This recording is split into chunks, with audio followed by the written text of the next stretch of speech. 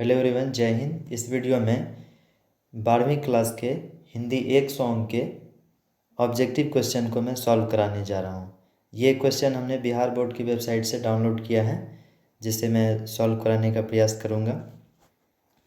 तो चलते हैं। समय की बहुत ज़्यादा जो है किल्लत रहती है, तो उसको देखते हुए मैं डायरेक्ट क्वेश्चन की ओर चलता हूँ। तो जैसा पहला क्वेश्चन आप लोग देख रहे हैं, मैं असहाय विवश बैठी ही रही, उठ गया छौना मेरा। यह पंक्ति किस शीर्षक कविता से है? तो यह पंक्ति जो आपका पुत्र वियोग से है। दूसरा क्वेश्चन है, जयप्रकाश नारायण को समाज सेवा के लिए किस पुरस्कार से सम्मानित किया गया? तो यह आपका मैग्सेस सम्मान से सम्मानित किया गया है। चलिए अगला क्वेश्चन की ओर चलते हैं। जयप्रकाश नारायण का जन्म स्थान कहाँ है? तो यह आपका सिताब दियारा सारण में है ना। चलिए, रामधारी सिंह दिनकर का जन्म कहाँ हुआ था? तो इसका सही आंसर होगा आपका सिमरिया, बेगूसराय, बिहार में। चलिए पाँचवें क्वेश्चन की ओर चलते हैं। पाँचवा क्वेश्चन हमारा है, अर्धनारीश्वर में कल्पित रूप क्या है? अर्धनारीश्वर में कल्पित रूप क्या है? तो ये आपका शंकर और पार्वती। चलिए छठे क्वेश्चन की ओर चलते हैं। छठा क्वेश्चन, रामधारी सिंह दिनकर को किस रचना पर ज्ञानपीठ पुरस्कार मिला था? तो ये आपको उर्वशी के लिए मिला था। चलिए सातवें प्रश्न की ओर चलते हैं।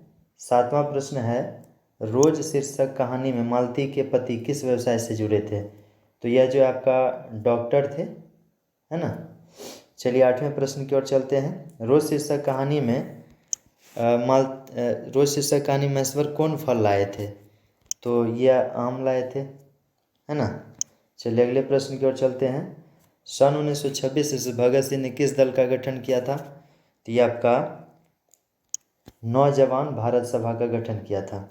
चलिए अगले क्वेश्चन की ओर चलते हैं। भगत सिंह किसे अपना आदर्श पुरुष मानते थे? तो भगत सिंह जो है करतार सिंह सराभा को अपना आदर्श पुरुष मानते थे। चलिए 11वें क्वेश्चन की ओर चलते हैं। धांगर किस जगह से आए थे? तो धांगर को जो है दक्षिण बिहार से लाया गया था। बिना फेरे घोड़ा बिगड़ता है, बिना लड़े सिपाही, यह पंक्ति किस पाठ से है? यह आपका उसने कहा था, इससे लिया गया है। चलिए अगले क्वेश्चन की ओर।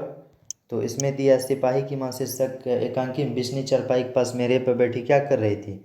तो वो सूत काट रही थी, चरखा चला रही थी। चलिए अगले क्वेश्चन में चलते हैं। मुन्नी कौन थी? तो मुन्नी जो है वो बिस्नी की बेटी थी, है ना। चलिए अगले क्वेश्चन की ओर चलते हैं। अगला क्वेश्चन है, प्रगीत और समाज शीर्षक निबंध किस निबंध संग्रह से लिया गया है? तो यह आपका वाद विवाद संवाद से लिया गया है। प्रगीत और समाज शीर्षक निबंध निबंध संग्रह से लिया गया है? यह आपका वाद विवाद संवाद से लिया गया है। चलिए अगले क्वेश्चन की ओर चलते हैं। कहीं नहीं वहीं कविता संग्रह के रचयिता कौन है ना। तो इसके रचयिता आपका है अशोक वाजपेयी। इसके रचयिता अशोक वाजपेयी। चलिए 17 नंबर क्वेश्चन की ओर चलते हैं। हिंदी साहित्य में गजानन माधव मुक्तिबोध का उदय कैसे कवि के रूप में हुआ, है ना। तो इसका सही आंसर हो जाएगा प्रगीतवादी। चलिए अगले क्वेश्चन की ओर चलते हैं। 18 नंबर क्वेश्चन है, कौन लेखक कांगो के शिक्षा मंत्री, वित्त मंत्री एवं प्रधानमंत्री रह चुके हैं? तो ये आपका सही आंसर होगा हेनरी लोपेज।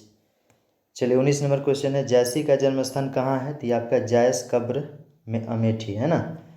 नवादास किस धारा के संत थे? तो नवादास जो आपका वैष्णव दर्शन के थे। चलिए 21 नंबर क्वेश्चन, नवादास का स्थायी निवास कहाँ था? तो नवादास का स्थायी निवास वृंदावन में था।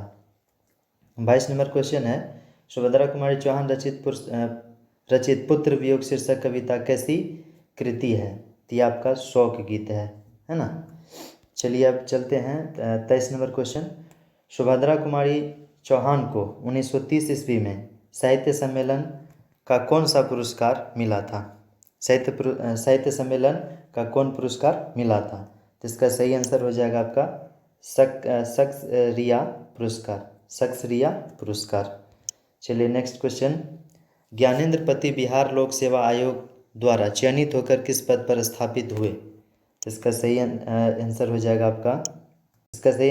आपका कारा अधीक्षक। 25 नंबर क्वेश्चन है, चिर विषाद विलीन मन की यह पंक्ति किस कविता से है? तो आपका तुमुल कोलाहल कलह में, है ना। चलिए अगले क्वेश्चन की ओर चलते हैं, चंद्रधर शर्मा गुलेरी की रचना निम्न में से कौन है? तो आपका चंद्रधर शर्मा गुलेरी की रचना निम्न में से कौन है? तो आपका उसने कहा था, उसने कहा था। नवादास की कविता का नाम क्या है? 27 नंबर क्वेश्चन, तो छप्पय है ना। चलिए अगले क्वेश्चन की ओर चलते हैं, जयप्रकाश नारायण का निधन कब हुआ था? 28 नंबर क्वेश्चन है, जयप्रकाश नारायण का निधन कब हुआ था? तो आपका 8 अक्टूबर 1979 को हुआ था, ऑप्शन नंबर ए। चलते हैं 29 नंबर क्वेश्चन की ओर, इसमें रघुवीर सहाय का निधन कब हुआ था? तो इसका सही आंसर हो जाएगा आपका 30 दिसंबर 1990 को। चलिए अगले क्वेश्चन की ओर चलते हैं, सुखमय जीवन के लेखक का नाम बताना है। तो इसका सही आंसर हो जाएगा चंद्रधर शर्मा गुलेरी, है ना। चलते हैं अगले क्वेश्चन की ओर, 31 नंबर क्वेश्चन है, पद्मावत के कवि का नाम क्या है? तो इसका सही आंसर हो जाएगा जयसी, है ना। 32 नंबर क्वेश्चन, उर्वशी के रचयिता कौन है? तो इसका हो जाएगा रामधारी सिंह दिनकर। चांद का मुंह टेढ़ा है के रचयिता का नाम बताना है। तो इसका सही ऑप्शन हो जाएगा मुक्तिबोध। चलिए अगले क्वेश्चन की ओर चलते हैं, दानव दुरात्मा एक मानव की आत्मा एक, यह आपका यह पंक्ति किस शीर्षक कविता से है? तो यह आपका जन जन का चेहरा एक से लिया गया है। चलिए नेक्स्ट क्वेश्चन की ओर चलते हैं, पूरब पश्चिम से आते हैं नंगे बूचे नर कंकाल, यह पंक्ति किस शीर्षक कविता से है? तो यह आपका है अधिनायक से, ऑप्शन नंबर सी अधिनायक से, है ना। 36 नंबर चलते हैं, 36 नंबर क्वेश्चन में लिखा है, तेरी कुरमाई हो गई, यह पंक्ति किस शीर्षक कहानी से है? तो यह उसने कहा था से लिया गया है। अज्ञेय रचित पठित पाठ का नाम बताना है। तो इसमें हो जाएगा आपका रोज। चलिए अगले क्वेश्चन की ओर चलते हैं, अगला क्वेश्चन है, ओम प्रकाश वाल्मीकि रचित आत्मकथा का नाम क्या है? तो इसका सही आंसर हो जाएगा ऑप्शन सी जूठन। विनोद कुमार शुक्ल रचित कविता का नाम बतावें। तो इसका सही आंसर हो जाएगा प्यारे नन्हे बेटे को। चलिए अगले क्वेश्चन की ओर, ज्ञानेंद्र पति रचित कविता का नाम क्या है? ज्ञानेंद्र पति रचित कविता का नाम क्या है? तो इसका सही आंसर हो जाएगा गांव का घर। चलिए अगले क्वेश्चन की ओर, लहना सिंह किस कहानी का पात्र है? लहना सिंह किस कहानी का पात्र है? तो इसका सही ऑप्शन हो जाएगा उसने कहा था। महेश्वर किस कहानी का पात्र है? तो इसका ऑप्शन हो जाएगा बी रोज। अगला क्वेश्चन है, ब्रजराज कुंवर किस कविता का पात्र है? तो इसका सही आंसर हो जाएगा सूर के पद। अगला 44 नंबर क्वेश्चन, छत्रसाल किस कविता का पात्र है? तो इसका सही आंसर हो जाएगा ऑप्शन नंबर ए कवित का। चलिए अगले क्वेश्चन की ओर, अगला क्वेश्चन है, रामधारी सिंह दिनकर किस काल के कवि थे? तो ये आपका आधुनिक काल के कवि थे। जैसी किस काल के कवि हैं? तो ये आपका हो जाएगा भक्ति काल के। चलिए 47 नंबर क्वेश्चन है, ओ सदा निरर शीर्षक पाठ हिंदी साहित्य की कौन विधा है ना। तो ये आपका निबंध है, चलिए अगले क्वेश्चन की ओर, हंसते हुए मेरा अकेलापन शीर्षक पाठ हिंदी साहित्य की कौन विधा है? तो यह आपका है डायरी। चलिए 39 नंबर क्वेश्चन है, करबक शीर्षक कविता किस महाकाव्य का अंश है? करबक शीर्षक कविता किस महाकाव्य का अंश है? तो इसका सही ऑप्शन हो जाएगा आपका इसका सही ऑप्शन हो जाएगा आपका पद्मावत। चलिए नेक्स्ट क्वेश्चन की ओर। नेक्स्ट क्वेश्चन हमारा है, सूरदास के दोनों पद किस महाकाव्य के अंश हैं? सूरदास के दोनों पद किस महाकाव्य के अंश हैं? इसका सही ऑप्शन हो जाएगा सूरसागर, है ना। चलिए अगले 51 नंबर क्वेश्चन की ओर। पुत्र वियोग शीर्षक कविता किस प्रतिनिधित्व काव्य का अंश है? तो ये आपका है मुकुल। किसे है? मुकुल से। चलिए अगले क्वेश्चन की ओर। चलिए अगला क्वेश्चन है 52 नंबर क्वेश्चन, तार सप्तक के संपादक कौन है? तार सप्तक के संपादक कौन है? तो इसका सही ऑप्शन हो जाएगा आज्ञेय। चलिए अगला क्वेश्चन नंबर 53, टीटी की माँ का नाम क्या है? तो इसका सही आंसर हो जाएगा ऑप्शन नंबर सी मालती। चलिए अगले क्वेश्चन की ओर। हमें जीवन और मृत्यु के विषय में किस रीति से सोचना चाहिए? तो यह हमें जीवन और मृत्यु के विषय में किस रीति से सोचना चाहिए? तो यह हमें सोचना चाहिए प्रकृतिवादी से। चलिए अगला क्वेश्चन की ओर। सर्वव्यापी, सर्वव्यापी शब्द का अर्थ क्या होता है? तो ये होता है हर जगह व्याप्त। सर्वव्यापी शब्द का अर्थ क्या होता है? हर जगह व्याप्त। चलिए अगले क्वेश्चन की ओर। आँख लगना मुहावरे का अर्थ क्या है? आँख लगना मुहावरे का अर्थ क्या है? नींद आना, है ना। ईमान बेचना मुहावरे का अर्थ क्या है? ईमान बेचना मुहावरे का अर्थ क्या है? तो इसका सही आंसर हो जाएगा धोखा देना। चलिए अगले क्वेश्चन की ओर। कमर टूटना मुहावरे का अर्थ क्या होता है? तो इसका अर्थ होता है निरुत्साह होना, मतलब पहले जैसे उत्साह नहीं रह जाना। चलिए अगला क्वेश्चन है 3-13 होना, इसका अर्थ क्या होता है? बिखर जाना, है ना। चलिए अगला क्वेश्चन है दांत खट्टे करना मुहावरे का अर्थ क्या है? 60 नंबर क्वेश्चन है, दांत खट्टे करने मुहावरे का अर्थ क्या है? तो पराजित करना। ठीक है, नेक्स्ट क्वेश्चन की ओर चलते हैं। उपवन शब्द में उपसर्ग क्या है? उपवन शब्द में उपसर्ग क्या है? तो ये आपका उप है, ऑप्शन नंबर ए। अगला 62 नंबर क्वेश्चन है, बेईमान शब्द में उपसर्ग क्या है? तो बेई, बे। इसका ऑप्शन नंबर ए हो जाएगा बे। चलिए 63 नंबर क्वेश्चन है, अंकुरित शब्द में प्रत्यय क्या है? तो ये आपका ईता आ जाएगा, सी नंबर ऑप्शन। चलिए अगले क्वेश्चन की ओर। अगला क्वेश्चन है 64 नंबर क्वेश्चन है, बड़प्पन शब्द में प्रत्यय क्या है? बड़प्पन शब्द में प्रत्यय क्या है? तो ये आपका प्रत्यय है अपन। चलिए अगले क्वेश्चन की ओर। 65 में ख का उच्चारण स्थान क्या है? ख का उच्चारण स्थान क्या है? तो ख का उच्चारण स्थान आपका कंठ है ना। चलिए अगले क्वेश्चन की ओर। 9 का उच्चारण स्थान क्या है? तो ये आपका सही आंसर हो जाएगा मूर्धा, ऑप्शन नंबर ए। चलिए अगले क्वेश्चन की ओर। अगला क्वेश्चन है 6 का उच्चारण स्थान क्या है? 6 का उच्चारण स्थान क्या है? तो ये आपका क्वेश्चन ऑप्शन नंबर हो जाएगा ए तालु, है ना। चलते हैं अगले क्वेश्चन की ओर। भ का उच्चारण स्थान क्या है? भ का उच्चारण स्थान क्या है? तो ये आपका क्वेश्चन नंबर डी ओष्ठ, है ना। चलते हैं अगले क्वेश्चन की ओर। अगला क्वेश्चन है शहर शब्द क्या है? शहर शब्द क्या है? तो ये आपका है पुल्लिंग। चलिए अगले क्वेश्चन की ओर। अगला क्वेश्चन है आयु शब्द क्या है? आयु शब्द क्या है? तो ये आपका है स्त्रीलिंग। अगला क्वेश्चन है आत्मा शब्द क्या है? आत्मा शब्द क्या है? तो ये आपका है न स्त्रीलिंग है, न पुल्लिंग है, न उभयलिंग, इनमें से कोई नहीं, ऑप्शन नंबर डी। चलते हैं अगले क्वेश्चन की ओर।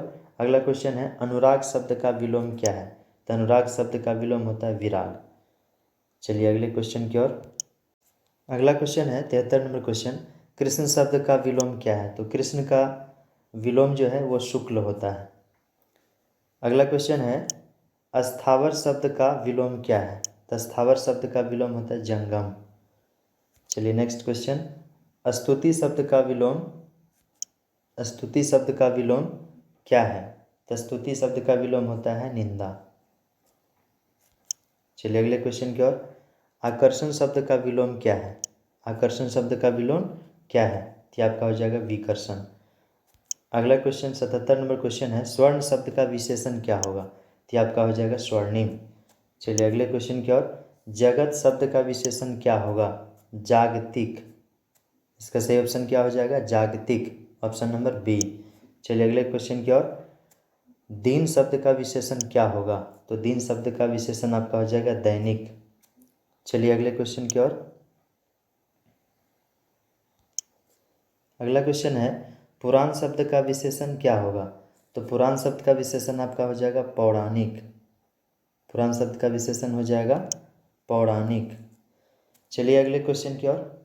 अगला क्वेश्चन है विशेषण के कितने भेद हैं? विशेषण के कितने भेद हैं?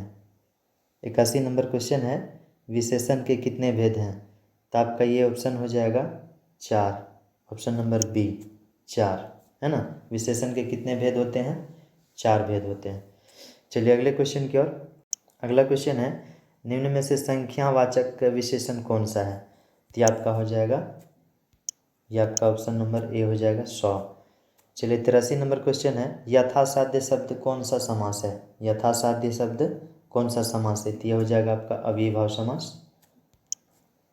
चलिए अगले क्वेश्चन की ओर। 84 नंबर में नरसिंह शब्द कौन सा समास है? नरसिंह शब्द कौन सा समास है? तो ये आपका हो जाएगा कर्मधारय समास। चलिए अगले क्वेश्चन और की ओर। 85 नंबर क्वेश्चन। 85 में पृथ्वी शब्द का पर्यायवाची क्या है? पृथ्वी शब्द का पर्यायवाची क्या है? तो ये आपका हो जाएगा भूमि। चलिए अगले क्वेश्चन की ओर। गणेश शब्द का पर्यायवाची क्या है? तो इसमें हो जाएगा आपका गिरिजानंदन। चलिए अगले क्वेश्चन की ओर। अगला क्वेश्चन है नदी शब्द का पर्यायवाची क्या होगा? नदी शब्द का पर्यायवाची क्या होगा? तो आपका हो जाएगा तरंगिनी। चलिए अगले क्वेश्चन की ओर। भौरा शब्द का पर्यायवाची क्या होगा? भौरा शब्द का पर्यायवाची क्या होगा? यह आपका हो जाएगा मधुप। चलिए अगले क्वेश्चन की ओर। अगला क्वेश्चन है स्वागत शब्द का संधि विच्छेद क्या है? स्वागत शब्द का संधि विच्छेद क्या है? इसका सही आंसर हो जाएगा सुजोड़ आगत, ऑप्शन नंबर ए। चलिए अगले क्वेश्चन की ओर। अगला क्वेश्चन है गायक शब्द का संधि विच्छेद क्या है? तो गायक शब्द का संधि विच्छेद होता है गे जोड़ अक। चलिए अगले क्वेश्चन की ओर। परमार्थ शब्द का संधि विच्छेद क्या है? परमार्थ शब्द का संधि विच्छेद क्या है? तो परम जोड़ अर्थ, ऑप्शन नंबर सी। चलिए अगले क्वेश्चन की ओर। पावन शब्द में कौन सा संधि है? पावन शब्द में कौन सा संधि है? तो ये हो जाएगा आपका अयादि संधि। चलिए ऑप्शन नंबर क्वेश्चन नंबर 93 भीर शब्द कौन संज्ञा है? भीर शब्द कौन संज्ञा है? तो ये आपका समूहवाचक है। चलिए अगले क्वेश्चन। अगला क्वेश्चन है संज्ञा के कितने भेद हैं? तो संज्ञा के 5 भेद हैं, ऑप्शन नंबर सी। चलते हैं अगले क्वेश्चन की ओर। कुर्सी शब्द कौन संज्ञा है? तो कुर्सी शब्द जो आपका जातिवाचक संज्ञा है। चलिए अगले क्वेश्चन की ओर। अगला क्वेश्चन दूध शब्द कौन सा संज्ञा है? तो दूध आपका द्रव्यवाचक संज्ञा है। चलिए अगले क्वेश्चन की ओर। मनुष्यता शब्द कौन सा संज्ञा है? तो मनुष्यता शब्द जो आपका भाववाचक संज्ञा है। चलिए अगले क्वेश्चन की ओर। महोदय शब्द कौन सा समास है? महोदय शब्द कौन सा समास है? तो ये आपका ऑप्शन नंबर हो जाएगा सी, बहुव्रीहि समास। चलिए अगले क्वेश्चन की ओर। भाई बहन कौन सा समास है? ये आपका हो जाएगा द्वंद्व समास। चलिए अगले क्वेश्चन की ओर। पंचानन शब्द कौन सा समास है? तो ये आपका हो जाएगा कर्मधारय। तो कैसा लगा आप लोगों को यह वीडियो? अगर वीडियो अच्छा लगा हो तो वीडियो को लाइक कर दें और अपने दोस्तों में भी शेयर कर दें, जिससे कि उन लोगों के लिए भी आगामी एग्ज़ाम में मदद मिल जाए, है ना। और अगर आप इस चैनल पर नए हैं तो हमारे चैनल को सब्सक्राइब कर दें। जय हिंद।